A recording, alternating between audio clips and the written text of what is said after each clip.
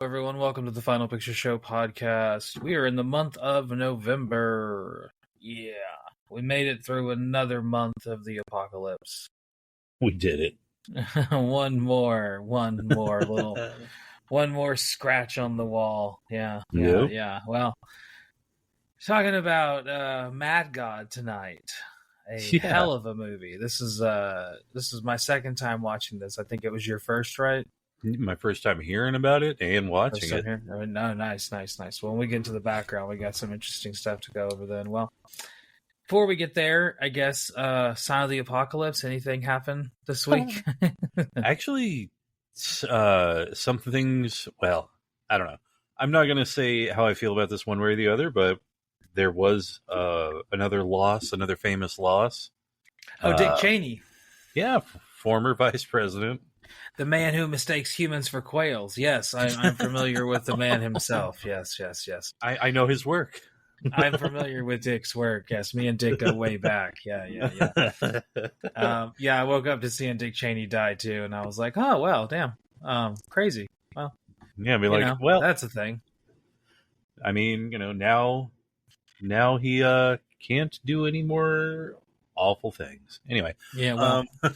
In other signs of the apocalypse, people's SNAP benefits. Yeah, I think a lot of people are, this is hitting close to home, so we won't belabor the point, but for a lot of people, they are hitting some hard times when it comes to food, and, it brings up that old adage, like something like we're only like 3 missed meals away from an apocalypse, and it's like, well, I think we're getting there. So interesting to see how the next couple of months are going to play out, especially with the court orders demanding that it be funded, and then Master Blaster going against it. And then the denying of that funding. So much for keeping all that blame on the other side. Am I right? Yeah. I was going to say there are a lot of organizations that have really stepped up and kind of helped out. It's been nice to see, like here in Memphis. Oh, really?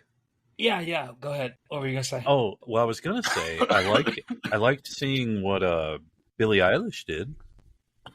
Yes, she donated like what, a quarter or 10% of her like funds or whatever, her wealth, I guess. I hate that word, but and was like, and not only did she donate that, she did it in a way where she like called out everybody that makes way more than her, so like the Beyoncés of the world, like what would what would it be like if they did their 10%, like we don't, like all these, I mean, I don't know, I don't want to get into this, but I was gonna say, imagine if the people that holding on to apologize if you hear any coughing from my part. I'm a little sick, so oh, well, we know that, but you sound like you don't feel good either. Hey-o. Well, this time last year, Disturbed was getting me down with the sickness, and once again, they are back. And for some reason, they wrote their name on the bombs they dropped. It's very confusing, but anyway, that's beside the point. Different story. So, well, times are tough. Like I said, a lot of people here in Memphis, there's like a lot of little pop-ups that are giving away free food. Oh, that's cool. There's GoPuff, and I was giving away money for people that already had that were already receiving SNAP benefits. You could sign up for GoPuff and get some, I think, get like $250 or something like that, and like free food, something along those lines. Aldi's was doing some stuff. So there's been some people there's been a lot of places that are really helping out, which is nice to see. But hopefully they get that sorted out soon, because people really rely on that. As my sister, when she had my nephew, when she had her first kid, she was 19 years old and was going to college, so she was very much reliant on SNAP benefits. And seeing kind of like people that really rely on it and need it, and so I had some friends whose parents grew up on SNAP benefits and getting government assistance. Yeah, sometimes people need it. I've looked into it different times into my life to see if I qualified, but every time I've looked into it, every job I've had, I've made too much to qualify. Yeah. But I've Which, looked into it before. I mean, we don't.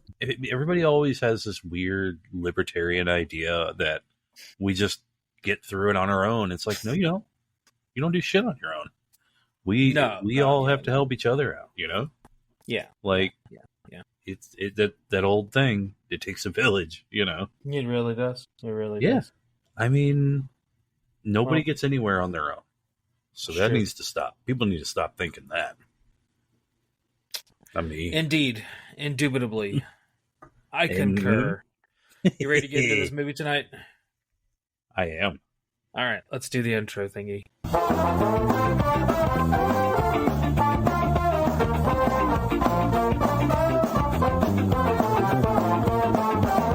I gave you everything I've got. Well, I know it's not a lot, but I tried so hard. All the time we spent, wonder where it went. Why must time move on? Why must we grow up? Yeah, welcome to the episode. 70-something, I'm not sure where we are anymore. It's had some bonus episodes in there for Halloween. Me and my wife talked about Slither, which was a good time. Oh. Yeah, and then you and I were last here to talk about a Japanese almost near post-apocalyptic dystopian, for sure. Dystopian hellscape about they bring up the apocalypse. They do. About iron fusing with flesh. And in this one, we get a stop motion, which was seen in the last movie we watched together. But this one, I think, maybe like a stop motion masterpiece. I'd say. Yeah, this is Mad God, which, first off, is hard to find. It is streaming on AMC. I own this movie on DVD. Yeah. Which I will say is highly recommended because you get some really cool special features. You get there's a commentary track with him and Guillermo del Toro, which I listened to that, so that was fun.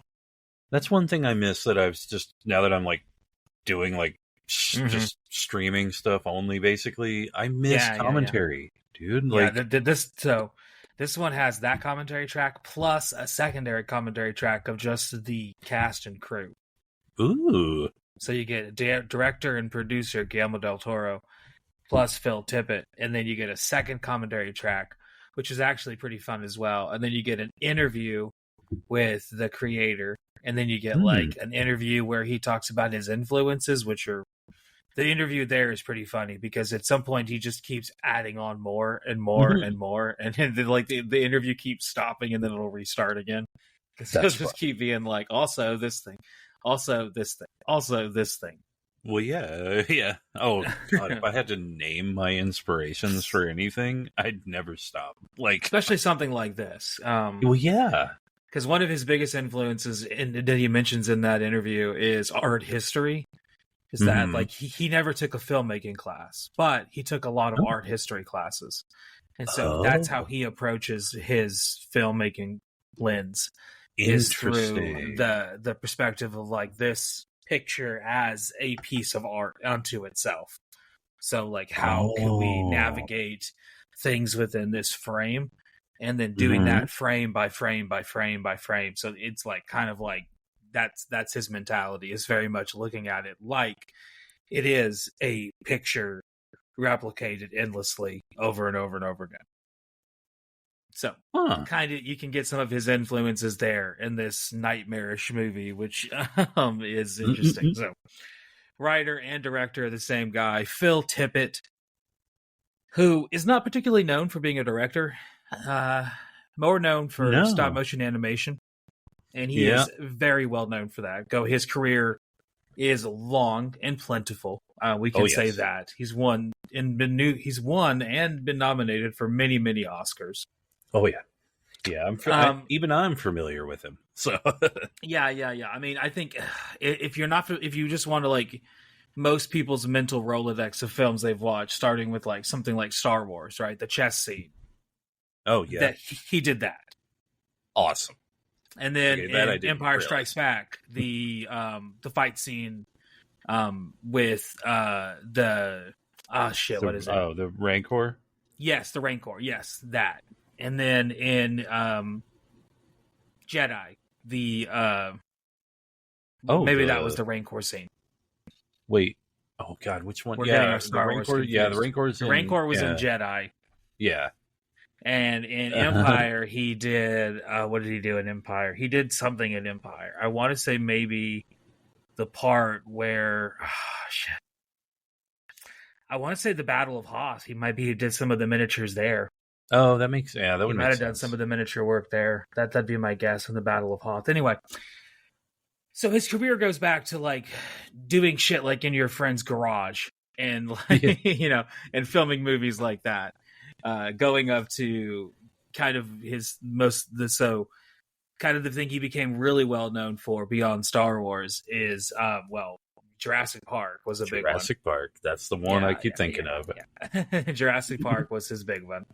Yeah, that's getting more into like the visual thing that so he started his own studio, Tippett Studios. Mm-hmm. And they would become responsible for doing a lot of visual effects for all kinds of movies, all the way up until like currently. Like they're still doing things. In tons of things, tons and tons and tons of things, ranging from like the Twilight movies all the way to like Starship Troopers, Dragonheart, my favorite, Martian, RoboCop, the Golden Child, one you like. I know you like quite a bit. I love that movie. So like he did doing all kinds of different things. Tremors, another one. Starship Troopers, we talked about that. I didn't know he was with. I didn't know Tremors. Okay, I think they did one of the Tremors. Tremors 2, yeah. Oh, see, I need to get into the sequels. I haven't. I need to just sit and watch them one of these days. There's only 7 of them, so I think you got some time. Plus, I think there was a TV show. Oh, that's too much. I think there was a Tremors TV show. I don't believe Reba's in it though, so maybe there's not. That's what the Reba TV show is missing. She's a simple mom who loves her kids, but also Tremors. That's why no one can go outside because they're always worried. That's amazing. The show that no one thought of. There you go. So Phil Tippett, back to him. Winner of numerous Academy Awards and numerous BAFTA Awards and numerous Emmy Awards. A student of not a student of, but profoundly influenced by Ray Harryhausen. Who kind of like the next generation of those working within that stop motion landscape. And he, like we talked about with Jurassic Park, that would actually become the film where he would see that what computers could do. Right. And he thought at that point stop motion was pretty much dead. Now, this movie is marketed as being 30 years in the making. And in a way, it kind of is, because he started it in between making RoboCop 2, or maybe the first RoboCop, one of the RoboCops, and this in Jurassic Park. He filmed about 6 minutes of it, the scene at the beginning where he opens the door and he sees the monkey, and then he shuts the door and the monkey looks at him like in pain. Yeah. Yeah, all of that was filmed back in the 90s. Whoa. Yeah. So that was like his proof of concept of like, here's my kind of fucked up idea. And he would show it to people around that he knew for the next couple of years, but it never really became anything. And it just kind of ended up being like, it just sat there, and if I ever do something, I'll do something. In the interview, he mentions, stop motion became less popular. He had 2 kids. Money, there were a lot of other issues that he just was like, this is just a project that I cannot deal with right now. So he didn't think about it for like 20 years. And then whenever he was hanging out with these students he was working with, they were going through some of his stuff, and then they discovered this film, this little tiny bit that he had, and they were confused about it. And so they started asking him, and that kind of begat the process of like, well, maybe now that we can use this to, just as a teachable moment, because most of the people involved in this are his students or have worked with him in his effects department in many, many other roles. Oh, very cool. So like all of the stars, it's basically a silent movie. There's no scripted dialogue. No. All the dialogue that's in the movie is just kind of like abstract. It's usually a baby babbling or maybe some random words here and there. Yeah. But there's no like necessarily like lines to say, No. So it's very silent movie in that respect. So maybe the first silent movie we've looked at, which is Oh I thought was cool. But the people in the movie, the live action portions of the movie, most of those characters are special effects directors and and coordinators, as opposed to like being known for acting. So if you look up like their profiles online, you're mostly going to see like a lot of stop motion and computer animated stuff that they've done, which their work is everywhere. Stuff from like every horror movie you can probably think of to every animated kids movie you can probably think of. Their work is raging because, they outsource a lot of that work to different studios, which then gets kind of given to these people to create. And there you go. There's your credit. So, yeah. But here they're a little bit more hands-on. This is a little bit more labor of love with Mad God. It very much felt, it had a heavy metal feel to it. Yes, God damn it, yes. I was hoping you would mention that. Yeah, Wizards as well. Oh, absolutely. Have you ever seen Wizards? I've only seen part of it. I've only seen a clip or two. I never actually watched. I don't know if it's just over the years. I just saw little bits of it. I've never actually watched it all the way through. So fair. I need to watch it. But yeah, no, this had that feel of like, because heavy metal was like these artists just going a little wild, Yeah, having fun. And that's what this feels like. This feels like definitely. Yeah, this feels like stop motion artists just going wild, Yeah. Because so much of it is silent filmmaking. It is very much like visuals. So as we describe this movie, it really is one that I think you should definitely seek out. Oh, absolutely. Yeah. Oh, yeah. No, this. I mean, it's highly recommended. I mean, yeah, absolutely. I mean, you do want to like listen because there's plenty to hear. Like they have good, it adds to it. But man, just watching it and just seeing what they created, it's fantastic. Yeah. And there is a behind the scenes documentary that is available on YouTube. This movie was crowdfunded. That's how they ended up making it. A large portion of it was through GoFundMe and sources like that. And it would end up to start Kickstarter being the primary source. Yeah. And he would do it. He would kind of work on the weekends, utilizing crews of like 15 to 20 people. And they would, even if they didn't have any skill, even just as long as they were interested in how the process worked. Basically, like, do you want to see how stop motion works and you're willing to get your hands dirty doing some hard work and come on in? Well, I'll show you how it works. So that's kind of a lot of what he's using here, which is kind of really cool. That is cool. It was broken into 3 different shorts, and then after it was put into the shorts, it was eventually compiled into one long form. That's what we're watching is the long form. I believe you can find some of the shorts on YouTube as well. Oh, okay. So, yeah, kind of. It's also, or it was streaming on Shudder and AMC. I'm not sure. Like I said, I own the DVD. I wish on the Internet Archives. Yeah, I was going to say, I think you can find it there as well. That's actually what I was about to say. I kind of rely on that for a lot. And if you really like the soundtrack, which is amazing, you can find that on Bandcamp as well, because it's just search for Phil Tippett's Mad God, and you can find I believe it, at one point, whenever I last looked, it was free to purchase. I don't know how much it is. No kidding. Speaking of price, this movie ended up doubling its budget. Hey. Yeah. So it ended up having, let's see, it earned about $8,000 from 2 different theaters in the United States. Then it expanded to 26 theaters and made $36,000. And that was all in its first and second weekend. Third weekend, $24,000, $37,000 in its fourth weekend, $16,000 in its fifth weekend. Ultimately, doubling its $150,000 budget. So, making quite a bit of money. Had a lot of good reviews. Tons and tons of people really, really liked this. 4.5 5-star reviews. Won several awards. Won the Ray Harryhausen Award for Best Feature Film, which makes sense. Also won several other awards when it first came out.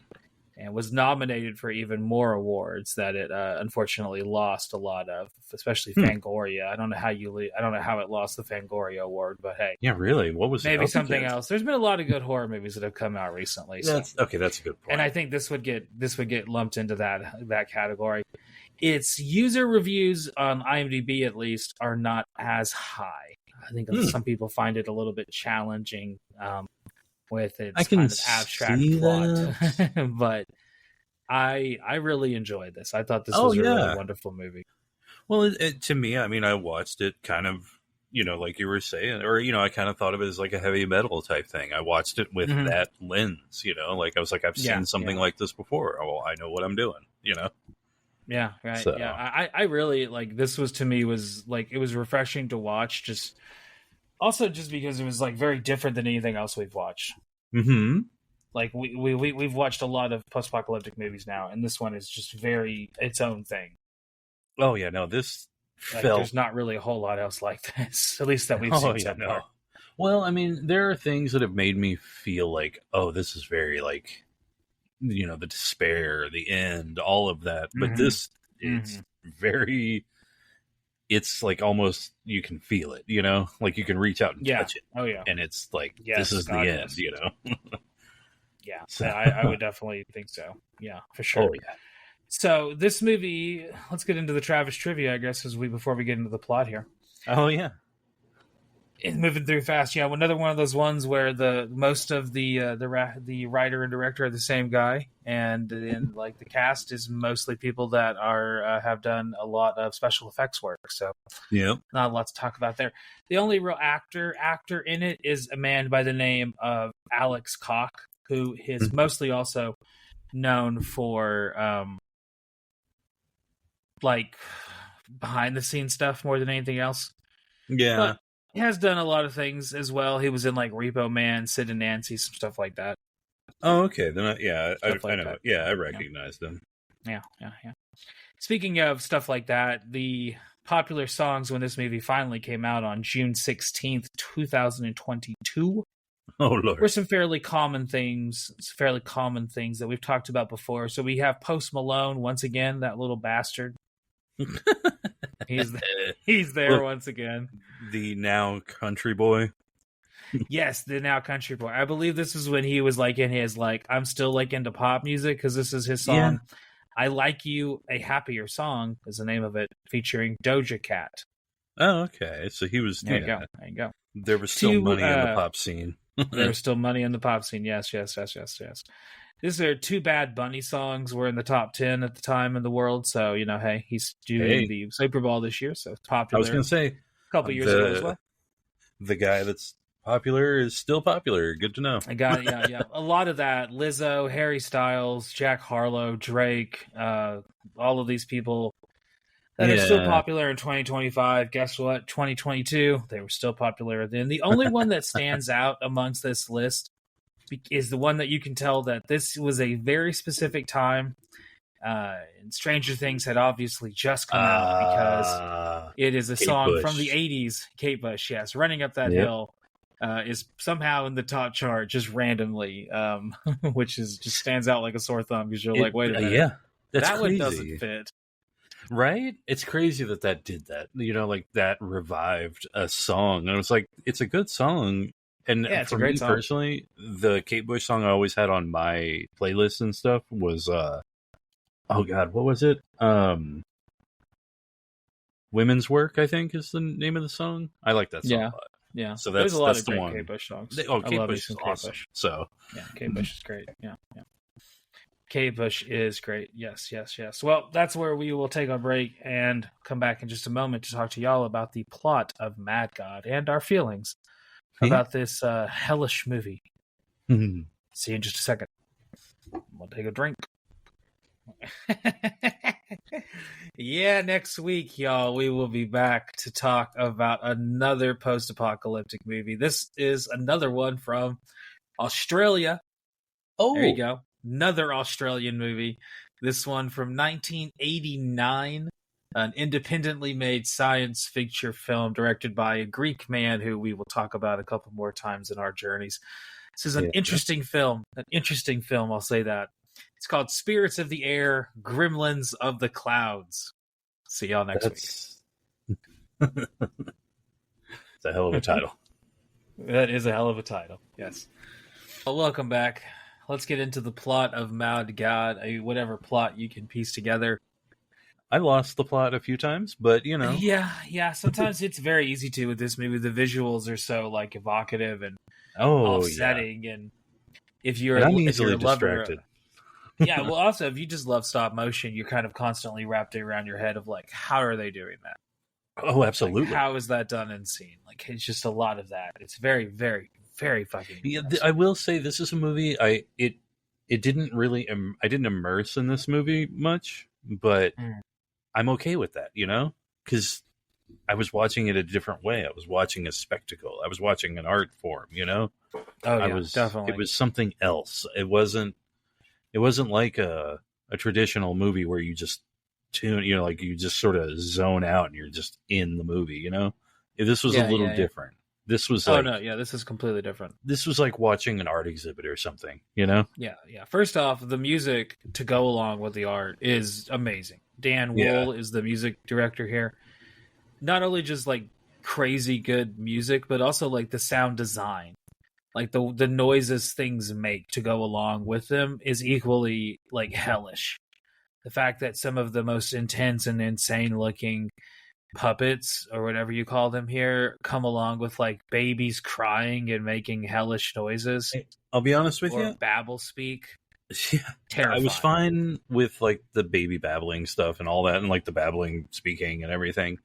I have a real problem with like crying baby sound.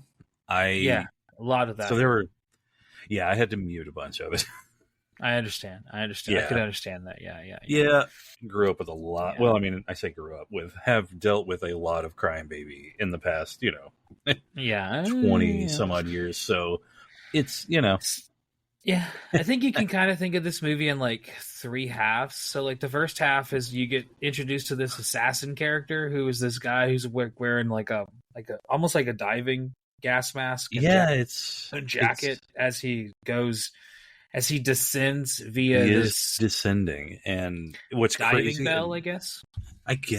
Yeah. That's what you call it. His descent. Every time he opened his map, it just fell apart a little. Yeah. His map is decaying, and it was like that feels meaningful to me, and I can't exactly explain why. Like he's one of losing the many a part of his way or something. I was going to say, one of the many, many, many, many influences that he mentions is Dante. So Dante's Inferno and the descent into that, the going through the different layers of hell. Yep. Definitely see a lot of that here. Because he kind of just, as he descends, we see visually like him going through these different layers and different setups that you can tell that they probably spent hours and days doing each of these setups. It's only on the screen for just a few seconds as he's descending through these different hellscapes, and it just gets progressively worse and worse and worse and worse until he gets all the way to the very bottom of the bottom of the bottom. Mm-hmm. And the shit we see along the ways is horrific, right? There's a lot of like faceless creatures marching into their own deaths where they are then like destroyed and turned into more faceless monsters. Lots of babies crying. That whole thing with whenever he gets down to the bottom, and like when he's going down, and there's there's that one part where he's going down like this lift thing, and there's just this giant head back there. Yeah. That's just drinking, I guess, this, like, has its mouth open and it's just drinking this fluid coming down. And it, like, kind of acknowledges his existence, Like, it kind of notices him. It looks at him, yeah. But I guess it can only deal with this fluid coming down. So, like... Yeah, it's, like, strapped and held into place, so, yeah. It was... insane. There's a lot of visual stuff here. Yeah, like I said, this is one of those movies that after watching it, you definitely are like, yeah, you got to see this movie to really appreciate it. It's hard to really Oh describe yeah. it. You take some of the fun away, but like as he descends the different levels of hell, Oh yeah. you Well, see some those, incredibly fucked up things. and then when you get to those faceless creatures, I mean, like they're being created, I guess, and then Yeah, they, yeah, like manufactured or molded or something, and then they just kind of, I don't know, very zombie depressingly way of yeah, like maneuvering. They just sort of go to business or go to do something, and true. I was part gonna of say their work. there's no levity. There's no levity or peacefulness in this movie. The beginning is like the only thing positive. We're at the very very beginning where you have like this tower and it seems like things are going well, Yeah, and there's like then just a kind party of going on. decays. Yeah, it goes very very badly, and that's the only indication that this is like a post-apocalyptic movie. Because, like I Yep. said, there's no dialogue, so to speak. There is no No, you're definitely not communication. explained. Everything is visual. Everything is Yeah. visual. So as Now, he's going it, through these different layers of hell, like you were saying, he sees like all these different things.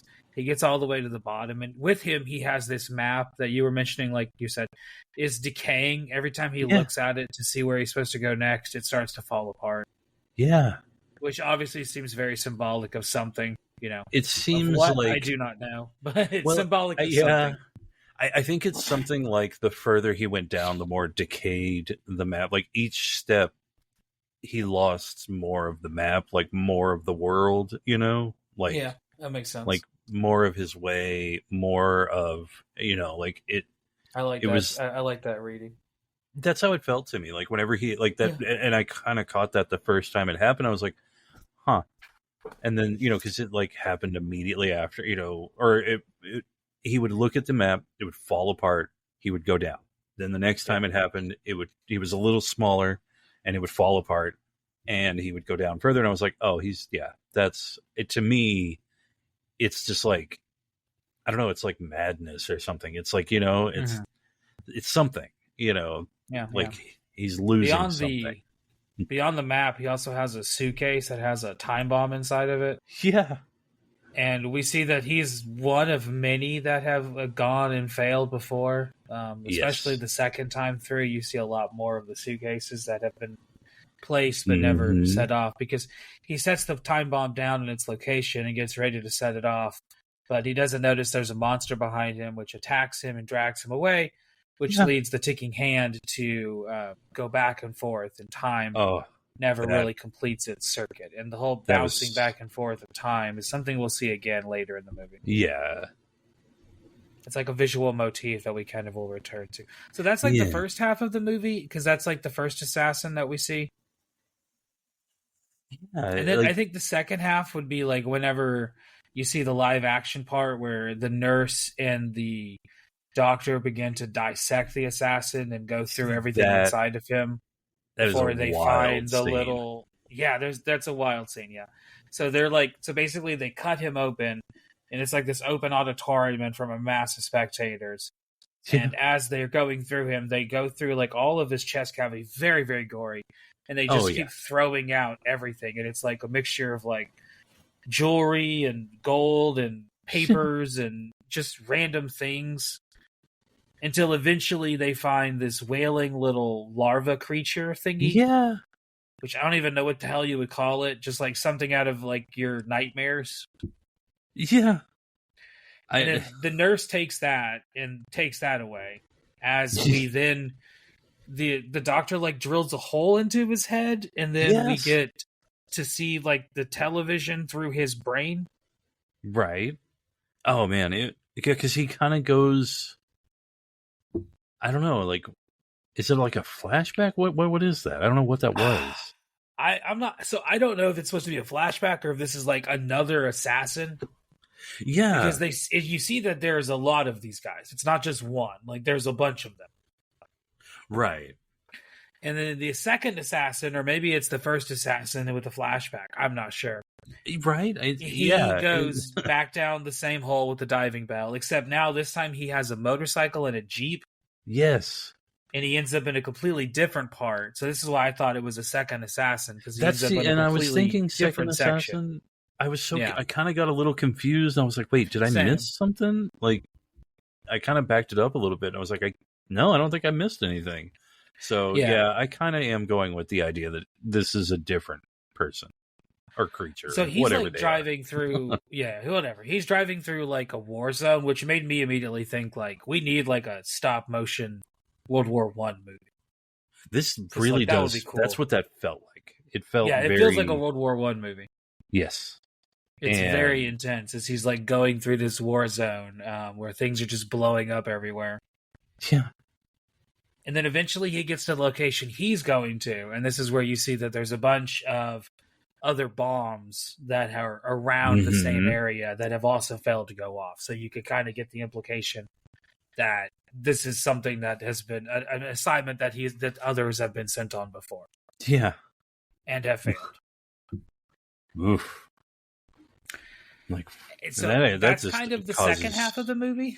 Yeah, and that just brings up so many questions of like, where is this group of people? What is this? Why are they doing this?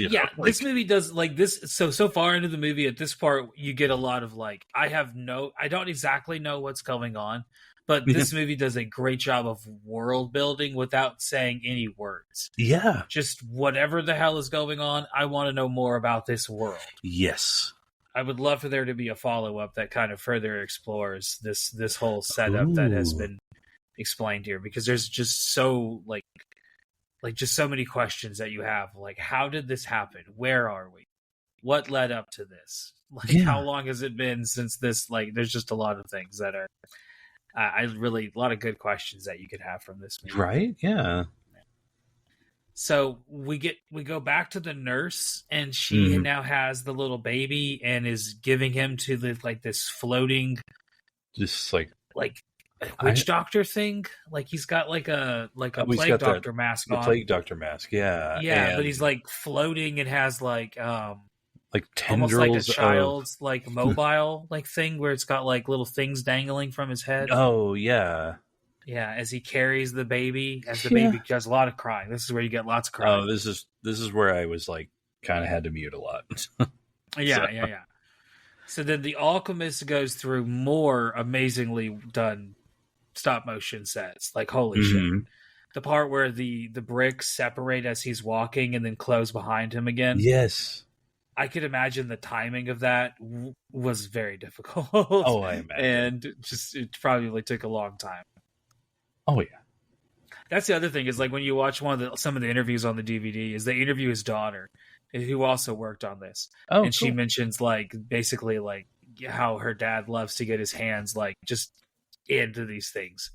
It's very hands on with things. Like it's very much you can see that with this movie. Oh, this is definitely a labor of love. Oh, very much so. So the little plague doctor thing, he grinds the infant into liquid. Yeah. Which then turns that into gold. Yeah, that. Which I wasn't expecting that.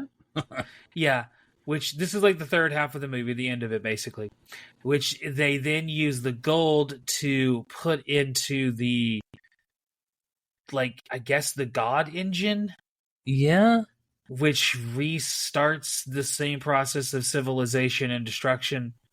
And now the assassin's bomb, the ticking time actually concludes. Yes. And that's the end of Mad God. Yeah. It's a movie of 3 parts, kind of you see each part of it kind of its own separate thing, but related in the same universe, right? Yes. What'd you think of it at the end? Oh man, I was like, man, this is a wild ride. And to get to this point, like oh God. I mean, like I was saying, I had so many questions, and I kind of like that a lot, where it's like nothing's really handed to you, you kind of have to, if you have answer or if you have questions, that's on you, like you can figure it out, and so I like that. I like when movies kind of ask a little bit of you, and oh God, but taking it back to like my parallel of heavy metal, I just really enjoyed watching it that way. And just because that's how, with heavy metal, I just really enjoyed the animation and the watching, that sort of thing. So this felt the same way to me. So I was just really sucked in watching. I mean, I was paying attention to every moving part. I was just like, oh, this is so cool. Like it was just, now it was very disturbing. There were times where I was like, oh God, Yeah, but, definitely. It would seem like, I think it would be a lot of fun to work on something like that, especially when you're working on it like that. It's more still. It probably wouldn't give you the same effect of like, oh, this is awful. It's more like, this is just the thing, and True. And then putting it together, I could see this being a lot of fun to work on. Yeah, definitely. I really like this movie. It's one of those movies that has only come out just a couple of years ago, and I feel like you can already tell, like, in like 20 years, 30 years from now, this will be one of those movies that people are still talking about, just because of how unique and different it is than pretty much anything else. It's a movie that you have to see, which is kind of the whole idea of movies. But it's very, very visual in its presentation, and I would definitely highly recommend seeking it out if you've never watched it. It's like 80 minutes long, so it's not a very long watch. No. It's kind of an abstract movie that'll put you in a frame of mind when you get done watching it that I think is really fun to watch. So hopefully you guys, if you haven't seen it, you go find it, because it is definitely worth your time. And hopefully we were worth your time this week. We will be back next week as we talk about another post-apocalyptic movie, as we go to the 80s of Australia to look at something that isn't Mad Max. Wow. We will, what a concept. Yeah, what a concept. Yeah, we will see you guys then. Bye. Take it easy. Hot damn, college boy. Thank you so much for listening. Every single week we come back with a new movie about the end of the world, or a movie about the beginning of the end of the world, or what happens after the end of the world, or maybe one day we just decide to watch Showgirls. Who knows? Right? But every week we are coming back, and thank you so much for stopping in this week and listening to the whole episode and hearing our thoughts on whatever train wreck of a movie I chose to force my friend to watch this week. I'm a good person like that. And thank you for also being a good person. There you go. If you want to be a really, really fucking cool person, which you obviously are, why don't you give us a like, and actually, more importantly, give us a subscribe. I find that to be more important. I don't know if the algorithm says it is. I don't really give a shit. But thank you for your patronage either way, and clicking all the things and doing all the stuff. Bye. Thanks.